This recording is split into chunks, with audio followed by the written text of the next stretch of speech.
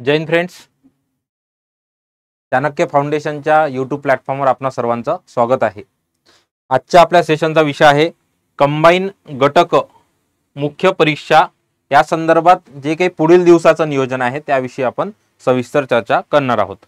तर आजच्या आपल्या सेशनचा रोडमॅप जो आहे तो या पद्धतीने आपण ठरवलेला आहे। सर्वप्रथम आपण पुढील दिवसाचे नियोजन म्हणजे जे काही उर्वरित 70-72 दिवस आपल्याकडे आहे, म्हणजे आपण जर उद्यापासून काउंट केला, ठीक आहे, तर त्यानुसार 70-72 दिवसामधलं काय नियोजन असावं एकंदरीत त्याविषयी आपण बोलूया। सेकंड वन जे आहे प्रामुख्याने जीएस व लँग्वेज पेपर याचा बॅलन्स कसा साधावा, कारण की असं लक्षात आलं आहे आत्ताच ग्रुप बी ची जी आहे मुख्य परीक्षा पार पडलेली आहे, ठीक आहे, 29 जूनला। तर त्याच्यामध्ये बऱ्यापैकी लँग्वेज मध्ये मुलांचे जे स्कोर आहे ते फार जास्त हाईक दिसून येते, तुलनेनं जीएस मध्ये मग एकदम डाऊन झालेला आहे। किंवा मग असं लक्षात येतं की जीएस मध्ये तुलनेनं हाईक आहे तर मग इकडे लँग्वेजचा पेपर हा डाऊन गेलेला आहे। सो त्याच्यावरून धडा घेऊन आपल्याला येणाऱ्या मुख्य परीक्षेसाठी म्हणजे 21 सप्टेंबरसाठी, कारण आता याच्यानंतरची जी येणारी परीक्षा आहे ती देखली ग्रुप सी मेन्सच आहे, तर त्या अनुषंगानं आपल्याला लँग्वेज पेपरसाठी दोन पेपर हे संदर्भ आहे। एक तर राज्यसभेचा जो पार पडला पेपर मे महिन्यामध्ये तो, आणि सोबत आता ग्रुप बी चा 29 जूनला जो पार पडला तो पेपर लँग्वेज साठीचा, तो आपल्याला लक्षात येईल की आयोगाची जे काठिण्य पातळी आहे ते बऱ्यापैकी बॅलन्स झालेली दिसते।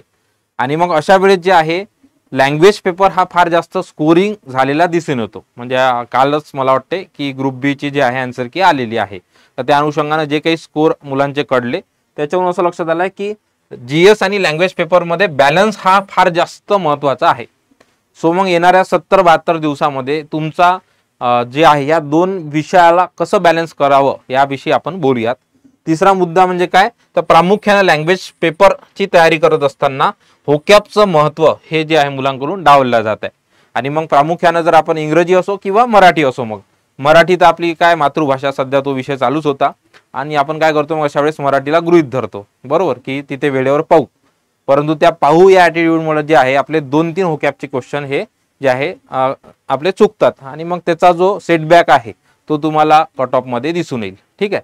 सो त्यामुळं लँग्वेजचे पेपर करत असताना होकॅप कशा पद्धतीने प्रिपेअर करावं त्याविषयी आपण आजच्या सेशनमध्ये बोलणार आहे। आणि त्यानंतर जे आहे मित्रांनो जीएस आणि लँग्वेज पेपरची ओव्हरऑल स्ट्रॅटेजी काय असावी त्याविषयी आपण बोलूया, ठीक आहे। So let's start. पहिला मुद्दा आपला आजच्या सेशनचा, दॅट इज जे काही उर्वरित आपल्याकडे शिल्लक दिवस म्हणता येईल आपल्याला उद्यापासूनचे आपण काउंट केला तर लक्षात घ्या जुलैचे आपल्याला 21 दिवस बाकी आहे। म्हणजे आजची 10 जुलै, तर जुलै महिन्याचे 21 दिवस बाकी आहे, ऑगस्टचे 31 दिवस मित्रांनो, आणि सप्टेंबरचे 20 दिवस। म्हणजे एकंदरीत आपल्या हाती आकडा कोणता आला, 72 दिवसाचा आलेला आहे, ठीक आहे। मग 72 दिवसाच्या प्लॅनिंग मध्ये जसं आपण राज्यसेवेचं प्लॅनिंग बद्दल काल एक सेशन घेतलेलं होतं युट्यूबवरच, ठीक आहे, तर त्याचप्रमाणे आपल्याला यामध्ये सुद्धा 4 टप्पे अपेक्षित आहे। मी दरवेळेस तुम्ही म्हणाल असे की सर हे 4 टप्पे नेमकं काय ॲनालिसिस आहे, तर जे काही माझा अनुभव आहे मागच्या 3-4 वर्षामधल्या सर्व मेन्स दिलेले आहे, तर त्या अनुषंगाने असं लक्षात येतं की रिपिटेशन हे फार जास्त महत्त्वाचं आहे।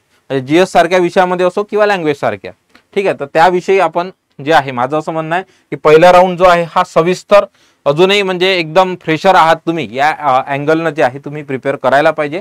पहिल्या राऊंडमध्ये सगळ्या सब्जेक्टला एकदम वेळ देऊन व्यवस्थित प्रॉपरली रीडिंग करून, लाईन टू लाईन म्हटल्यापेक्षा काय रीडिंग बिटवीन द लाईन्स करून, कारण की आतापर्यंत तुम्ही प्रिलिम्स पास झालात त्याच्यामुळे जीएसचा तुमचा तुलनेनं जे आहे तुमचं प्रिपरेशन झालेलं आहे असं गृहीत धरूया आपण, कारण की तुम्ही आता आपण मेन्स बद्दल बोलताय। तर मग इथे जीएसला डावलून एकदम चालणार नाही तर वेळेवर काय होते, इकडे आपण remote sensing, science tech, IT, law इतर गोष्टीच्या प्रिपरेशनमध्ये वेळेवर पॉलिटीचे 2 ते 3 क्वेश्चन तुमचे लॅक ऑफ रिव्हिजन चुकतात आणि तो जो सेटबॅक आहे तो इतर जीएसच्या कुठल्याही पेपरमध्ये भरून निघत नाही, म्हणजे त्याच पेपरमध्ये निघत नाही इतर कुठल्याही विषयामध्ये। सो मग सांगणं माझं असं राहील की एकदम त्याला गृहीत न धरता जीएसच्या पेपरचं प्रिपरेशन तुम्हाला चांगलं करावं लागेल। त्याच्यामध्ये आपले जे 4 पिलर सब्जेक्ट आहेत तेच अगेन कोणते, पॉलिटी, इकॉनॉमिक्स, जिओग्राफी आणि हिस्ट्री, ठीक आहे। तर याला तुम्ही पुन्हा एकदा शांततेमध्ये तुमचे जे काही संदर्भ किंवा आपल्या चाणक्य फाउंडेशनच्या क्लास नोट्स आहे त्याच्या रेफर करून तुम्ही प्रिपेअर करायला पाहिजे पहिल्या टप्प्यामध्ये। म्हणजे सांगण्याचं तात्पर्य जीएस प्लस लँग्वेज हा अति जास्त महत्त्वाचा विषय आहे, त्याच्यावर मी सेपरेट दुसऱ्या स्लाइडमध्ये बोलतो, ठीक आहे। नंतर दुसरा टप्पा जो आहे साधारणतः तुमचा पुन्हा रिव्हिजनचा वेळ आहे तो जे आहे मायनस झाला पाहिजे। आणि मग पुढची रिव्हिजन तुमची हे 20 दिवसामध्ये गेली पाहिजे. तिसरी रिव्हिजन पुन्हा तुमचे डे रिड्यूस होत आहे आणि तिसरी रिव्हिजन तुमची किती दिवसामध्ये होत आहे, 12 दिवसामध्ये. आणि अगेन मग लास्ट रॅपिड रिव्हिजन म्हणतो आपण त्याला, जी लास्ट वीकची रिव्हिजन असते आपली ती 8 दिवसामध्ये. सो एकंदरीत जर आपण याची ॲडिशन केली तर 70 दिवसाचं नियोजन आपण इथे देतो आहे, बरोबर. आणि त्याच अनुषंगाने आपला मी या लेक्चरच्या शेवटी बोलणारच आहे, एक इनिशिएटिव्ह सुद्धा आपण लॉन्च करतोय. ठीक आहे. सो बेसिकली लक्षात घ्या की 4 टप्प्यामध्ये हे रिव्हिजन बेसिकली असावी.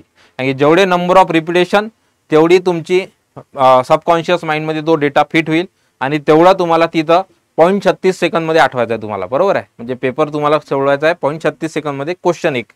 मग तो डील करत असताना जेवढे रिपिटेशन जास्त होईल तेवढं तुम्हाला लवकर आठवणार, तेवढा तुमचा टिक लवकर होणार, तेवढे मॅथ्स आणि रिझनिंगला वेळ तुमचा शिल्लक राहणार. आणि तेच सेम टाइम मराठी तुमचा जेवढा लवकर होईल तेवढं इंग्रजीला तुम्हाला वेळ बाकी शिल्लक राहणार आणि तो तुम्हाला व्यवस्थित युटिलाइज करून तुम्हाला मॅक्सिमम स्कोर लँग्वेजमध्ये घेता येईल. ठीक आहे. सो बेसिकली हे 70 दिवसाचं नियोजन असावं आयडियली. ठीक आहे. त्याच्यामध्ये कमी जास्त होऊ शकतं. ठीक आहे. मी एक माझा साधारणतः हे माझं व्यक्तिगत मत आहे की या पद्धतीनं करावं. याच्या कमी किंवा जास्त आयदर तुम्ही फ्रेशर आहात किंवा तुम्ही एक्सपिरियन्स आहात, म्हणजे 2-4 महिने दिले आहे तुम्ही, त्यानुसार याच्यामध्ये बदल होऊ शकतो. ठीक आहे. सो बेसिकली आपण पाहिलं पहिल्या मुद्द्याचं आपण इथं विश्लेषण केलेलं आहे की पुढील दिवसाचं नियोजन कशा पद्धतीनं करावं. आपण त्यानंतरच्या स्लाइडमध्ये बोलणार आहे की बॅलन्स कसा करावा, जो आजचा या सेशनचा सर्वात महत्त्वाचा जे आहे कोर पॉईंट आहे की बॅलन्स कसा करावा. तर बघा मित्रांनो,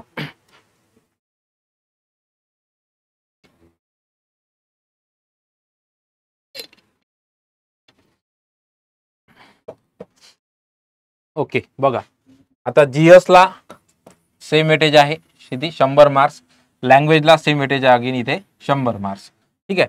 म्हणजे आता इथे दोघांनाही वेटेज हे सेम झालेलं आहे. आधीच्या पॅटर्ननुसार जे आहे इंग्रजी थोडं कमी होतं, मराठी 50 होतं. ठीक आहे. आता इथे बॅलन्स महत्त्वाचा आहे. मी इथे बघा डबल जे आहे शेप ॲरो दिलेला आहे, डबल डिरेक्शन ॲरो दिलेला आहे की याचा बॅलन्स खूप महत्त्वाचा आहे. कारण की आत्ता जर 29 जूनची जी काही ग्रुप बीची मेन्स झाली त्याच्यामध्ये मला असं जाणवलं स्वतः, म्हणजे मला असं स्वतः जाणवलं आहे की त्याच्यामध्ये बॅलन्स हा फार महत्त्वाचा विषय आहे. तर मग कसा करावा तर लक्षात घ्या. आता इथे आपण बघूया पहिले तर पॉलिटी याच्यामध्ये किती आहे 15 मार्क्स, इकॉनॉमिक्स, जिओग्राफी आणि हिस्ट्री. जिओग्राफीमध्ये 3 क्वेश्चन एन्व्हायरमेंटचे येतात, तर असं मिळून किती 10. म्हणजे जवळपास इकडे जर आपण ॲडिशन केली याची तर मित्रांनो किती मार्क्स होतात 45. हा जो आहे तुमचा मेन क्रक्स आहे, तुमचा पिल्लर आहे बिल्डिंगचा. काल ज्या सेशनमध्ये आपण पिल्लर डायग्राम घेतली होती, बरोबर आहे. तर पॉलिटी, इकॉनॉमिक्स, जिओग्राफी आणि हिस्ट्री हे याच्यातूनच तुमचे 45 मार्क्स कव्हर होणार आहे. मग जर आपण याला म्हणू आपण स्टॅटिक पोर्शन, बरोबर आहे. याचं प्रिपरेशन आपण ऑलरेडी प्रिलिम्सच्या वेळेस केलेलं आहे. याचा अर्थ असा नाही की तुम्हाला याचं प्रिपरेशन करायचंच नाही आहे, याला सोबत घेऊन तुम्हाला रिव्हिजनमध्ये ठेवावंच लागेल. सोबत जे आहे डायनॅमिक बघा सायन्स टेकचा एक विषय आहे, त्याच्यामध्ये सायन्स प्रिलिम्सला ऑलरेडी केलेला आहे आपण, जे मेन्समध्ये 12 मार्क्ससाठी येतं. रिमोट सेन्सिंग हा विषय पहिल्यांदा मेन्स देण्यासाठी नवीन असेल. आणि IT इन्फॉर्मेशन टेक्नॉलॉजी इथे किती मार्क्स आहे 4 मार्क्स. म्हणजे एकंदरीत जर आपण हा सेक्शन कन्सिडर केला तर तुम्हाला हा सेक्शन देतो 20 मार्क्स. ठीक आहे. त्यानंतर अति जास्त महत्त्वाचा आणि ॲट द सेम टाइम अति जास्त दुर्लक्षित, बरोबर आहे. कारण की सर्वांना झोप येईल असा सब्जेक्ट किंवा बऱ्यापैकी म्हणजे मॅक्सिमम मुलांना मी पाहतो की जीएस ते फार जास्त करतात किंवा लँग्वेज करतात, पण मॅथ्स रिझनिंग जो 22 बीटचा आहे म्हणजे 22 मार्क्सचा आहे त्याकडे दुर्लक्ष होतं. त्यामुळे थ्रू आउट जे काही आपले डे आहे 70-72 त्या पूर्ण दिवसामध्ये तुम्हाला याला 22 मार्काचं वेटेज आहे, त्या अनुषंगानं वारंवार लक्षात ठेवून त्याचं प्रिपरेशन करणं अपेक्षित आहे. ठीक आहे. नाही तर काय होतं बरेचदा या सगळ्या भानगडीमध्ये हे 22 मार्क दुर्लक्षित होतात आणि ऐन वेळेत जर या 22 पैकी तुमचा 10 स्कोर आला तर तुम्ही कॉम्पिटिशनच्या बाहेर जाणार तुम्ही. ठीक आहे. ते असं होऊ नये, त्याच्यामुळे या सब्जेक्टला आपल्याला सोबत घेऊन चालायचं आहे. म्हणजे इक्वल वेटेज जो यामध्ये जे आहे काय करणार बॅलन्स करणार, बरोबर, किंवा तो जे साध्य करणार त्याचाच 100% ग्रुप सी मेन्सचा सेफ स्कोर असणार आहे. ठीक आहे. त्यामुळे प्रामुख्याने लक्षात घ्या इथे दुर्लक्षित करता येणार नाही. इथे कोअरलाही तुम्हाला तेवढंच महत्त्व द्यावं लागेल. इथे डायनॅमिक सब्जेक्ट आहे, त्याच्यासोबत लॉ आहे इथे 3 मार्काचं. युजली याचं वेटेज चेंज होऊ शकतं. ठीक आहे. RTS आहे राईट टू सर्व्हिस, बरोबर, आणि आपला राईट टू इन्फॉर्मेशन. तर याच्यामध्ये जनरली 2-1 किंवा 1-2 मार्क्स असा एकंदरीत 3 मार्क्सचा लॉ आहे. त्याच्यामध्ये 100% जे आहे तुम्हाला मार्क्स येणं अपेक्षित आहे. म्हणजे 3 मार्क्स इथं हे बिलकुल चुकायलाच नको. रोजच्या दर दुसऱ्या तिसऱ्या दिवशी लॉवर रिव्हिजन पडणं आवश्यक आहे. ठीक आहे. एकंदरीत आरटीआयचे 31 आर्टिकल आहे आणि आरटीएसचे 30 आर्टिकल आहे, म्हणजे 61 आर्टिकल इकडे संविधानाचे आपण एवढे इतके केले तर मग हे 65 आर्टिकल तुमचे चुकायला नको बिलकुल, ठीक आहे. आणि येथे आयोगाला डेथ मध्ये क्वेश्चन अपेक्षित आहे असं दिसून येते मागच्या मेन्स मधून. सो बेसिकली तुम्ही हे व्यवस्थित प्रिपेअर करा, 3 मार्क आउट ऑफ तुमचे आले पाहिजे. त्याच्यानंतरचा सब्जेक्ट आपला एक राहून गेला, दॅट इज करंट अफेअर. इथे लिहायचा राहिलेला आहे, लक्षात घ्या. 10 मार्क्ससाठी इथं आहे तुम्हाला करंट अफेअरचा सब्जेक्ट, तो सुद्धा पॅरलली तुम्ही प्रिपेअर करायला पाहिजे, ठीक आहे. सो बेसिकली इथं आपण जर आता हा पूर्ण एकंदरीत आढावा घेतला तर लक्षात येतं आपल्याला की हे 45 मार्काचा बीट, 20 मार्काचा तुमचा डायनॅमिक सब्जेक्टचा, त्याच्यामध्ये रोज प्रिपरेशन त्याला द्यावं लागेल तुम्हाला. आणि इथे मॅथ्स रिजनिंगचा आणि लॉचा असं म्हणजे जवळपास 25 मार्काचा इथे सेट होतो. आणि 10 मार्क्स मग कसे राहिले करंट अफेअरचे. तर हा झाला एकंदरीत स्कोप जीएसच्या पेपरचा, आणि तो तुम्ही व्यवस्थित बॅलन्स करावा. कशा पद्धतीनं मी तुम्हाला नेक्स्ट स्लाइडमध्ये सांगतोच, ठीक आहे. नेक्स्ट मित्रांनो आता लँग्वेजमध्ये बघूया. लँग्वेजमध्ये आता मागच्या 2 पेपरमधून फार जास्त व्हेरिएशन दिसून येत आहे. म्हणजे कशा पद्धतीने तर मराठी ग्रामरचं जुलनेनं जे आहे आता क्वेश्चन कमी झालेले आहे, आणि व्होकॅब्युलरीचे, ठीक आहे, शब्दसंग्रह मराठीमध्ये तुमचे याचं वेटेज हे तुलनेनं आता वाढताना दिसत आहे मागच्या 2 पेपरमधून. कारण की आता जो रिसेंटली ग्रुप बी मेन्स झाला त्यामध्ये जवळपास 18 क्वेश्चन जे आहे हे कशावर आलेले आहे, व्होकॅब्युलरीवर आलेले आहे किंवा तुमच्या शब्दसंग्रहावर आले आहे. त्याच्यामुळे पॅरलली त्याचं प्रिपरेशन तुम्हाला करावंच लागेल. तो जर तुम्ही गृहीत धरला तर तो तुम्हाला गृहीत धरणार आणि मग सेफ स्कोर तुमचा येणार नाही. त्यामुळं प्रिपरेशन करत असताना जसं इकडे आपण जीएस मध्ये युजली आपण नेहमी काय करत असतो, पॉलिटी बऱ्यापैकी म्हणजे ऑल ओव्हर महाराष्ट्र सर्व स्टुडंटचा हाच विषय असते, बरोबर आहे. तसं इकडे आपण ग्रामर करत असताना लँग्वेज प्रिपेअर करत असताना ग्रामर. तर तसं न करता ग्रामर होकॅब असा तुमचा मंत्र असावा, ठीक आहे. तरच मग तिकडे तो पेपर तुम्हाला मार्क्स देणार. जेवढा तुम्ही त्यांना प्रिपरेशनला वेळ देणार त्याच्या तुलनेत रिटर्न्स मध्ये तुम्हाला मार्क्स येणार. मग त्यामुळे जीएस आणि लँग्वेज पेपर हे तुम्हाला बॅलन्स करणं अति जास्त महत्त्वाचं आहे, ठीक आहे. तर आजचा आपला सेशनचा हा दुसरा पॉईंट आपण क्लिअर झालेला आहे, that is GS and language पेपरचा बॅलन्स कसा करावा, ठीक आहे. तिसऱ्या विषयी बोलू आपण आता, लँग्वेज पेपरची तयारी कशी करावी आणि व्होकॅबचं महत्त्व. बघा व्होकॅबचं महत्त्व आता याच्यामध्ये प्रामुख्यानं बघा मित्रांनो, याच्यामध्ये जर एकंदरीत ग्रामरचे आपण क्वेश्चन पाहिले, म्हणजे मराठी असो किंवा इंग्रजी असो तुमचं, ठीक आहे. तर एकंदरीत लक्षात घ्या 25 ते 30 आणि अगेन इकडे 25 ते 30 याच्यामध्ये व्हेरिएशन होत राहतात. इथे जर व्होकॅब बघितला तुमचा तर इथे जवळपास 15 ते 20 आणि मग या 2 सेक्शन मधून कुठून तरी कॉम्प्रेशनचे 100% पास तुम्हाला फिक्स आहे, ठीक आहे. आता इथे मी प्रामुख्यानं आजच्या सेशनमध्ये एक लक्षात आणू इच्छितो की हे कॉम्प्रेशनचे 10 मार्क कॅश मार्क्स आहे आणि हे इथे कुठेच कव्हर होत नाही. तिथे तुमची ते कव्हर होणार फक्त कुठून, तर एकमेव सोर्स आहे तो दॅट इज प्रॅक्टिस, ठीक आहे. प्रॅक्टिस फार जास्त महत्त्वाची आहे या कॉम्प्रेशनसाठी. कारण की ऑन टाइम तिथे एवढी गडबड होते की मराठी सोडत असताना आपल्याला असं वाटते केव्हा संपू, आणि मग याच्या घाईमध्ये आपण पॅरा जो मराठीचा आहे तो इतका अंडर एस्टिमेट करतो की वेळेवर मग कधी 5 पैकी 5 चुकू शकतात. किंवा मग तुलनेनं आयोगाची ही स्ट्रॅटेजी राहिलेली आहे की मराठीचा पॅरा हा थोडा मॉडरेट असतो. मग त्या अँगलनं आपण गडबडीत काय करतो, उत्तर देतो, आपल्या बॅक ऑफ द माइंडला सरळ प्रत्येक वेळेस चालू राहते की इंग्लिश. त्याच्यामुळे त्या घाईद्वारे जे आहे तुमचे मराठीचे पॅसेज चुकू शकतात.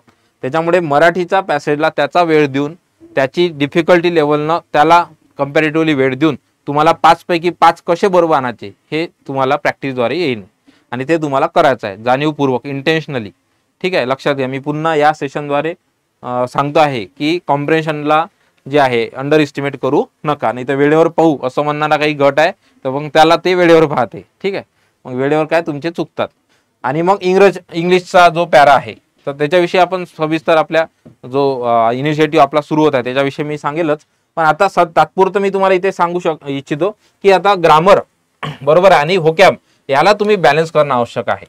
आधी कसं, तर मग मी तुम्हाला सांगतो बघा, तुमचं जे डेली शेड्यूल असेल त्याच्यामध्ये एक मॉर्निंग स्लॉट करा आणि त्याच्यामध्ये एक इव्हनिंगचा स्लॉट करा, ठीक आहे. मॉर्निंगच्या स्लॉटमध्ये तुम्ही एक लँग्वेज करा, ठीक आहे. इव्हनिंगच्या स्लॉटमध्ये लँग्वेज 2 करा, लँग्वेज 1 लँग्वेज 2, बरोबर आहे. आता याच्यामध्ये हे करत असताना प्रामुख्याने लक्ष असं द्या की लँग्वेज सोबत तिथेच व्होकॅब ऍड करा त्या लँग्वेजची. इथे होते काय, व्होकॅबला आपण दुपारचा वेळ देतो युजली, बरोबर, आणि त्याच्यामध्ये कधीही दुपारी व्होकॅब झालेलं नाही. व्होकॅबच्या जागी काय होतात, झोपा होतात, बरोबर आहे. किंवा वामकुक्षी होते, तर मग लक्षात येत नाही, बरोबर. सो लक्षात घ्या की याच्यामध्ये जे तुम्ही लँग्वेज करत आहात त्याच्यामधला सेपरेट तिथे स्वतंत्र वेळ काढून प्रामुख्यानं जे काही तुमचा सोर्स असेल, बरोबर आहे, वाळंबे सरांचा शब्दसंग्रह किंवा आपल्या क्लास नोट्स सुद्धा आहेच, बरोबर आहे. आणि इंग्रजीसाठी सेम की जे आहे, जे काही पुस्तक आहे मार्केटमध्ये उपलब्ध, बरोबर आहे, त्याच्यातून तुम्ही होकॅब करावं. अशी ॲटलिस्ट मी सांगतो तुम्हाला, होकॅब प्रिपेअर करत असताना सगळ्यात महत्त्वाचं पहिल्यांदा PYQ इतके करा की त्याच्यामध्ये एक शब्द मी वापरतो, कोणता, रट्टांतर. ठीक आहे, पाठांतरच्या पुढचा टप्पा, 2-3 टप्पे काय, रट्टांतर. तर होकॅबचे PYQ जे आहे इतके जास्त तुम्ही प्रिपेअर करा, एकदम वेल प्रिपेअर्ड करा तुम्ही, की आता असं लक्षात येत आहे मागच्या 2 पेपरमधून की PYQचं रिपिटेशन अगेन चालू झालेलं आहे. आणि मग जर विचार करा तुम्ही, तुमचे PYQ जवळपास 60 ते 70% हे सध्या होकॅबमधून प्रिपेअर होत आहे. मग राहिला मुद्दा जो आहे 30-40% तो तुम्ही रन टाईम तुमचा कॉमन सेन्स जागा ठेवून सोडू शकता, किंवा त्याच्यासाठी वेगळं प्रिपरेशन तुम्हाला करावं लागेल. ठीक आहे, त्यामुळे बेसिकली पहिल्यांदा वेळेचं जे काही उपलब्धता आहे तुमच्यानुसार त्याच्यामध्ये जर होकॅब आतापर्यंत केला नसेल तर करा. ठीक आहे, मराठीची सुद्धा होकॅब प्रिपेअर करा, PYQ करा, ॲटलिस्ट समानार्थी वेळेवर चुकतात आपले. ठीक आहे, वाक्प्रचार व म्हणी आपण गृहीत धरतो आणि मग तिथेच तुम्हाला फटका बसतो आणि तुम्ही कट ऑफच्या बाहेर. ठीक आहे, सो बेसिकली लक्षात घ्या, इथे होकॅबला महत्त्व देऊन तुमचा लँग्वेजचा स्लॉट टाका. ठीक आहे, आणि प्रामुख्यानं GS, मी मागच्या स्लाइडमध्ये जे बोललो की GS पेपर आणि लँग्वेज पेपर याच्यामध्ये बॅलन्स करताना सर्वात महत्त्वाचं काय की GSचा पेपर आणि लँग्वेजचा पेपर दिवसातला वेटेज जे आहे तुमचं हे इक्वल असावं जवळपास. कारण की तुम्ही लक्षात घ्या, तुम्ही जर पहिल्यांदा मेन्स देणार असाल किंवा 2-3 मेन्स जरी दिले असेल तर जो लँग्वेजचं प्रिपरेशन आहे तुमचं ते एकदम शार्प पाहिजे.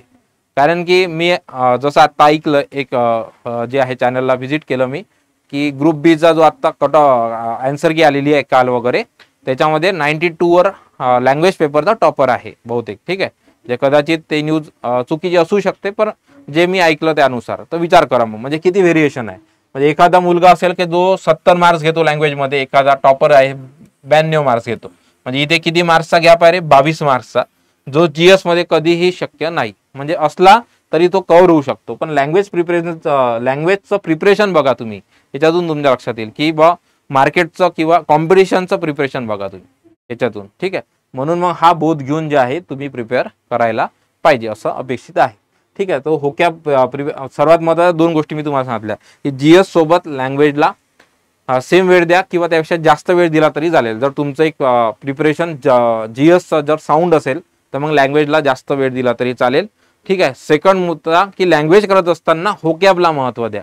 ठीक आहे, ह्या 2 मुद्दे मी प्रकर्षानं आजच्या या सेशनमधून सांगू इच्छितो. ठीक आहे, तर ते तुम्ही बॅलन्स करायला पाहिजे. ठीक आहे, ओके. सो नंतर आपला आजच्या या सेशनचा लास्ट मुद्दावर आपण येऊयात की GS आणि लँग्वेज पेपरचं डिकोडिंग आणि स्ट्रॅटेजीचं ऑलरेडी जे आहे 4था मुद्दा मी या सेकंड स्लाइडमध्ये तुमच्या कव्हर केलेला आहे की डिकोडिंग मीन्स याचं वेटेज, त्याचं असणारं प्रिपरेशन. प्रामुख्याने इथं मी सांगेल की रिमोट सेन्सिंग आणि इन्फॉर्मेशन टेक्नॉलॉजी. बऱ्याच विद्यार्थ्यांना कन्फ्युजन आहे की सर याचं प्रिपरेशन कुठून करावं. त्याचा बेस्ट सोर्स मित्रांनो तुम्हाला सांगतो मी की राज्यसेवा मुख्य परीक्षा. ठीक आहे, याच्यामध्ये पेपर 4 आणि पेपर 1. पेपर 1 मध्ये जे आहे तुम्हाला जिओग्राफीच्या पोर्शनमध्ये रिमोट सेन्सिंगचा भाग आहे सिलेबसमध्ये. तर प्रत्येक पेपरला किती क्वेश्चन येतात, युजली 5 क्वेश्चन. आणि एकंदरीत आपल्याला अवेलेबल किती वर्षाचे आहेत, 11 ते 12 वर्षाचे.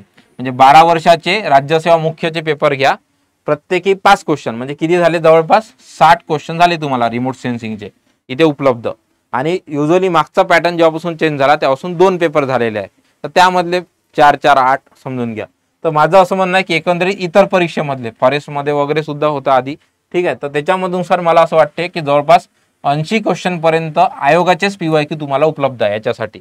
तर पहिले ते करा, पहिलं प्राधान्य ते द्या, त्याचं PYQ त्याचं एकदम चिरफाड, आणि त्याच्यातूनच तुमच्या लक्षात येईल की जवळपास 60-70% काम होतंय बा.